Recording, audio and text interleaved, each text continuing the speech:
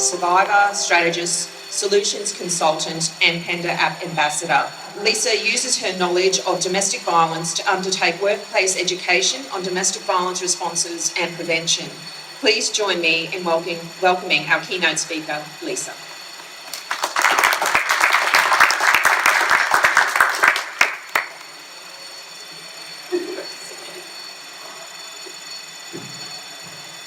Hi, I'm here because I'm one in five, luckily not anymore, in the past I was. And I'm here really because I know that financial abuse can happen to anyone, and I don't say this out of vanity, but I would have thought I was the one person that was immune. Can you hear me now? I grew up in a world, and I'm not going to get into what he was, I'm going to say what he's not. My dad was not a nice man, he was not a sober man, and he certainly wasn't a man that you would trust to pay the mortgage, the bills, or feed your kids. And I grew up, my mum had a restaurant, and she had this metal box, and she would save her wages and tips and things to buy a washing machine or a new cooker. And I can remember watching her cry because she needed the cooker money for the mortgage because he hadn't paid it. So I grew up, and I went on to work in the finance industry, responsible for millions.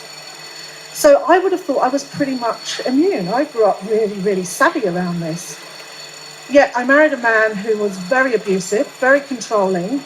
And when I met him, I had a house, I had a car, I had a really good job. I was with him 11 years. And when the 11 years were up, I had 2 babies, 2 bags of clothes, a bag of toys, and $33. Maybe it could have been different. Now, I've been through every form of abuse but technical abuse, and that was literally because there just wasn't the technology for him to do that then. And recovering emotionally and mentally, I will say, was tough. It took a long time for me to even trust my own opinion about what bread to buy. But financially, once you're in poverty, it's mean down there. And I've never lived in poverty. I had no skills at being poor at all. I didn't even, and admittedly I'm from England, so it was different, but I didn't even really understand what Centrelink did. And when I had nothing, I was quite happy. I thought, I'll go to Centrelink, I'll get some help for a few years, and then I can move forward and move on. But I didn't realise once you're in poverty, it is really hard to climb out. And my children were only 1 and 2 when I left, and I would say most of the damage they're recovering from is from being in poverty, living in housing that wasn't suitable for children. So if this app had existed, I would have known what to do and who to call. And the good thing about getting it out and spreading the word is when you're somewhere like this, you know there's women's legal services, you know there's this service and that service and all the things I know now, but I didn't know, and I was lucky. And to be honest, your life's not going well when you start this sentence with I was lucky, but I was very lucky to go into a refuge. Because all those resources kick in at that point. They tell you can phone these people and talk to these people. But a lot of people don't get into a refuge. So to have something on their phone that will say to them, this is who you call, this is what you do, this is your rights. I mean, I was so frightened, I got divorced and just said, I don't want to go after the money.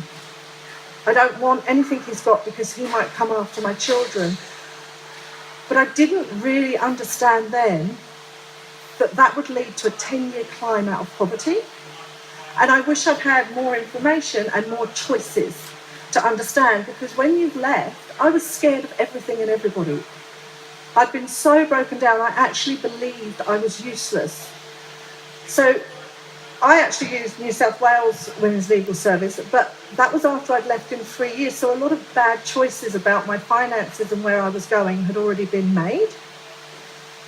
And I actually work in corporates doing this because I am passionate about if you can keep women financially viable whilst in domestic violence and post-leaving, you change the game for them. You open up horizons because how do you leave? I mean, mine were babies, so they didn't really know where they were going with me. Do you know what I mean? There's mama, I'm fine. But it's things like taking your children out of school. It's a big decision to make. And I've often said, if I could have me as I am now, back then, I would have made much better choices.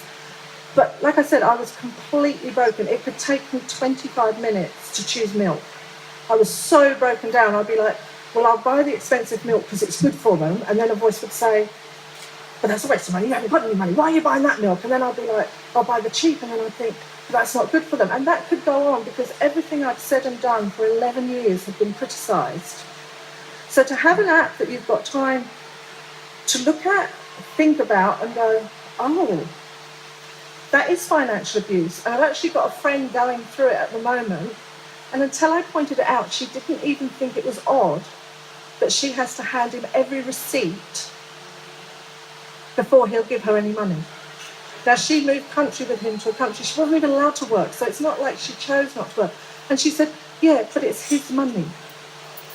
Now, I tried, but I probably wouldn't listen to her either, to be honest. But I showed her the app, and you could see it happening to her. She was like, oh my gosh, oh my gosh, oh my gosh. She didn't say gosh, but for politeness, we'll pretend that's what she said. So I'm proud to be an ambassador, and I'm actually proud to be a survivor because now I get to say what I say, teach what I can teach, because a lot of women in domestic violence perceive themselves as weak and stupid. But if you can survive domestic violence, you've certainly got the strength to build a good life, but that life is built on the information available to you, as in any situation in life.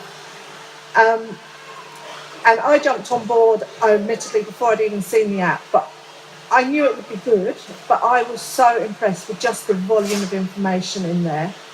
And I just want to say, on the grounds of you can shake it and it becomes a game, just for a moment, I want you to imagine in the comfort of your own home, the fear you'd feel as you hear the door and you can't press the button, you can't shake and hoping he doesn't notice. The fact that that's necessary sums up why we're all here. Nobody should be scared in their own home and feel unsafe in their own home, to the point what you're looking at information-wise needs to become a game. So thank you for putting it out there. And technology abuse has changed the game for perpetrators, and I think every step we can use it to gain a step back is a good step. Thank you.